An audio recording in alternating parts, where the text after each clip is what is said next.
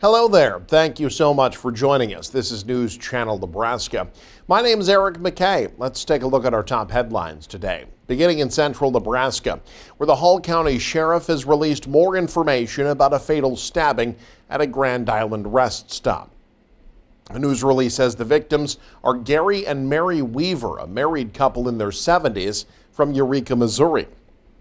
The couple had been traveling through Nebraska in their mobile home when they stopped at a rest stop near Grand Island on Wednesday morning. The sheriff's office says 22-year-old James Thompson Jr. of Ohio stabbed each of them during an attempted robbery. Gary died from his injuries. Mary is in a local hospital in critical condition.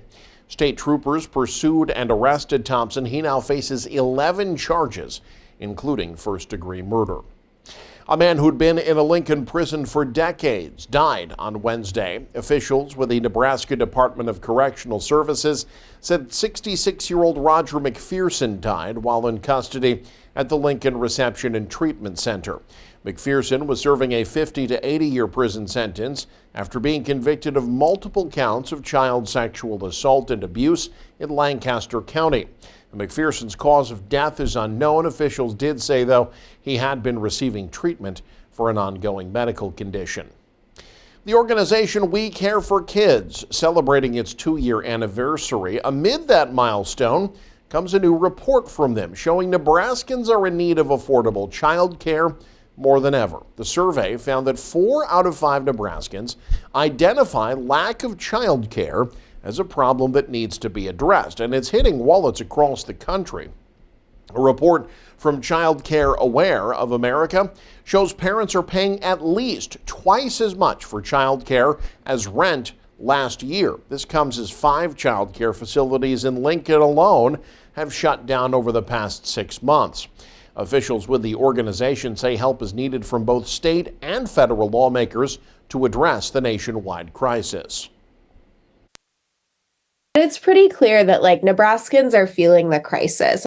We're all working hard to get our kids the care they need, but we can't do it alone. We need state legislators, federal policymakers, folks all across the board to be really investing, putting their money where their mouth is. 82% of Nebraskans say state legislatures need to prioritize child care more than they do now. No money was put toward a bill to help make child care affordable this year. There was a child health care bill passed this year, but all of its costs were cut out of the bill. Wiebe says while it's a step in the right direction, more needs to be done in the future.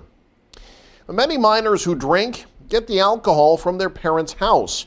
The Nebraska Risk and Protective Factor Student Survey said the number one way 8th and 10th graders in the state get alcohol is by taking it from home. Meanwhile, 12th graders say they're most likely to get it at a party. A new video featuring Valentine's police chief and an attorney aims to alert parents about their potential liability. Nebraska has dram shop laws which hold the provider of alcohol responsible for injuries caused by underage drinking. Whoever provides the alcohol to the minors and those minors consume it, whether it's in their house or on property that they own, those folks are going to be held liable if bad things happen. And it can even fall back on the person that owns the business that sold that alcohol. The video is part of North Central District Health Department's effort to raise awareness about substance abuse and alcohol prevention. A town in southeast Nebraska preparing to launch an initiative to help businesses in town get funding. Kyle Mathis has more. Fairbury has seen a large number of businesses come and go, but this new program could help them stay for good. The Elevate Fairbury program was created after the city received a $125,000 grant from the state. Its purpose is to help businesses in the qualified census tract district south of 9th Street and east of K Street. Elevate Fairbury is we wrote this to help businesses, small businesses and new businesses that need a little bit of a boost in that district. The program has been a year in the making. after the city received the grant and has been trying to get it ready to be used. We received the grant and we've been working since then to kind of develop the incubator and get the Elevate program written locally. The grant mainly serves to help businesses who need equipment, training, and more. We want to create new business in Fairbury. We want to expand your small business in Fairbury. The goal? To keep businesses in the town. We want your business here. We want you to keep it here. We want to work here. The program is expected to give a qualifying business up to $15,000.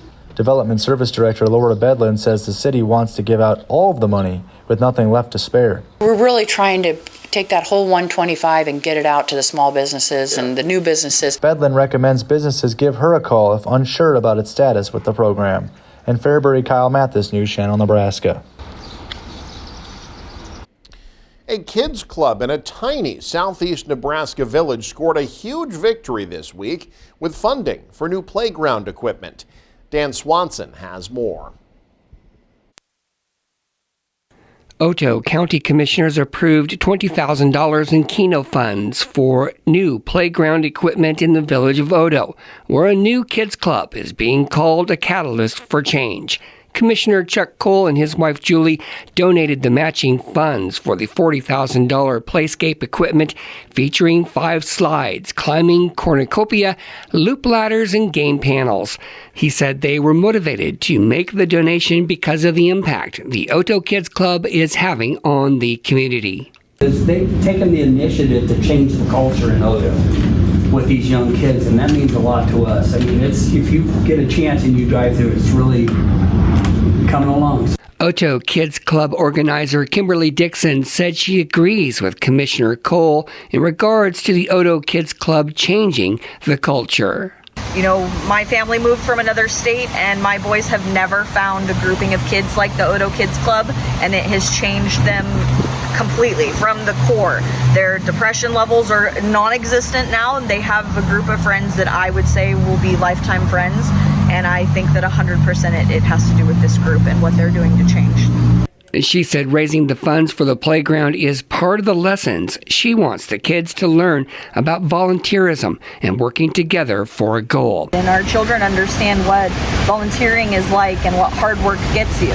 And so we want to make sure that they know that as long as you persevere and you have a goal and you fight for that goal, that you get an ending result like we did today.